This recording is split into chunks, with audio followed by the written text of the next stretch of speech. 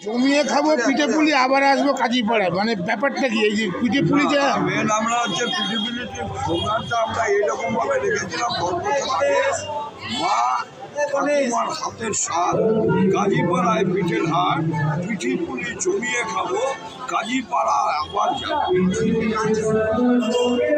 কাজী পিঠে পুলি খাটতে গেলে কাজীপাড়া আসতেই হবে, মানে কাজীপাড়ায় এতগুলো না, যেহেতু কাজীপাড়ায় আমরা কোনো এই যে স্টল দেখছেন এই স্টলের আমরা কোনো ভাড়া নিই। আচ্ছা মা বোনেরা নিজেদের হাতে যে সকল রান্না বান্না করে নিয়ে আসছে পিঠে পুলি সবই তারা নিজেদের হাতে করে নিয়ে আসছে। তার জন্যই বলা হয় যে মা ঠাকুমার হাতের স্বাদ।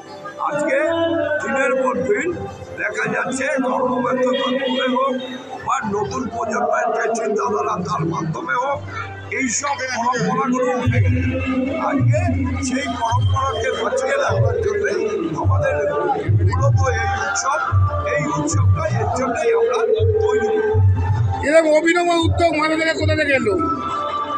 এই অভিনব উদ্যোগটা বাংলা কৃষ্টি ও সংস্কৃতিকে যদি বাঁচিয়ে রাখবার জন্যে যিনি আপনার লড়াই করে যাচ্ছেন তিনি হচ্ছেন আমাদের মুখ্যমন্ত্রী মমতা। তার কৃষ্টির কথা, তার সৃষ্টির কথা এই যে আপনারা দেখছেন যে আমরা এই পিঠেপুলি উৎসবে মঞ্চেতে লোকগীতি এবং বাউল গীতিকে পরিবেশিত করছি, কারণ মমতা ব্যানার্জি এই সংস্কৃতি ফিরিয়েছে।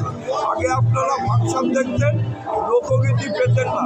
আজকের লোকগীতি শিল্পীদের যে মাহাত্ম্য বেড়েছে তার জন্যে আজকে সেই লোকশিল্পীতে মমতা ব্যানার্জির প্রতি কৃতজ্ঞতা থাকা উচিত। এরকম অভিনব উদ্যোগ নেওয়ার জন্য আমার তরফ থেকে আপনাদের সাধুবাদ জানাই। সামনের দিনে আর কি পরিকল্পনা আছে? পিঠে পুলি ছাড়া শীত তো গেল, শীত তো চলছেই। শোনেন, সামনে যেমন আমরা সেই 26শে জানুয়ারি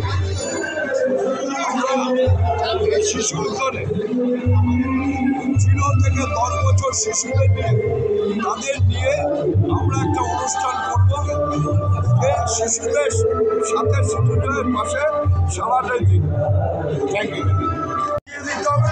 কারণ আগামী দিনের ভবিষ্যৎ তারা হয়তো আপনি আমাকে আজকে জিজ্ঞেস করেন আগামী ভবিষ্যৎ কি, হয়তো আগামী দিন 1 বছরের জন্য বাঁচবে, কিন্তু শিশুরা যদি অনুপ্রাণিত হয় এই সকল চিন্তাধারা এগিয়ে নিয়ে যেতে হবে।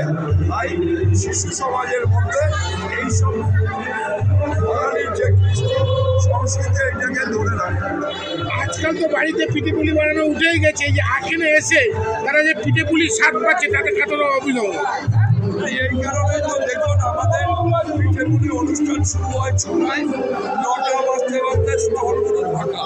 তা মানুষ এই স্বাদ দিচ্ছে, এইটাই এইখান থেকে বলবার আমি বলতে পারবো না কে কি স্বাদ পাচ্ছে, কিন্তু যেহেতু স্টলগুলো ফাঁকা হচ্ছে তার জন্য মনে হয় যে মানুষ এতে প্রত্যাশা হারিয়ে যাওয়া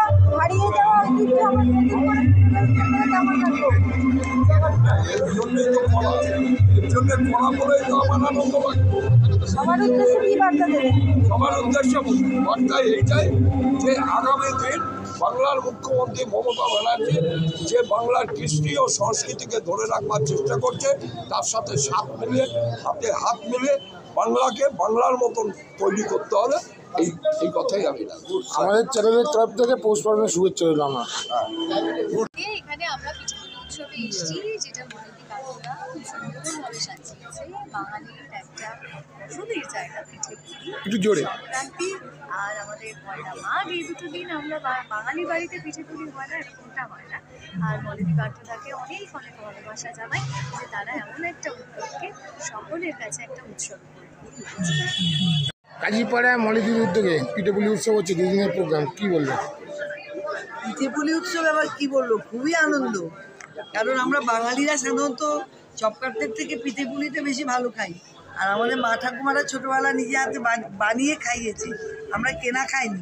আর সেটা আছে বলেই আজকে না বয়সটা আর বললাম না, এখনো টিকে আছি সেই মা ঠাকুমাদের খাওয়া দেখে। সত্যি ফোনের জগতে যুগে বাড়িতে আর পিঠেপুলি হয় না, এখানে সেই খাচ্ছে মানুষ দেখছি। কিন্তু নিজের বাড়িতে তৈরি করে নারকেল শিলনোড়ায় বেটে, নারকেল কুড়িয়ে, চাল বাটা, চাল ভিজিয়ে শিলনোড়ায় বেটে তার টেস্টই আলাদা। আমরা সেটা তো আজকাল উঠে গেছে। মিক্সিতেও করি না আর ওই মেশিন টেশিনও করি না, পুরো শিলনোড়া বেটে, অতএব তার অনেক টেস্ট। আর এই বাঙালির পিঠেপুলি এটা তো কোনো বলার অপেক্ষা নেই। ঠিক আছে,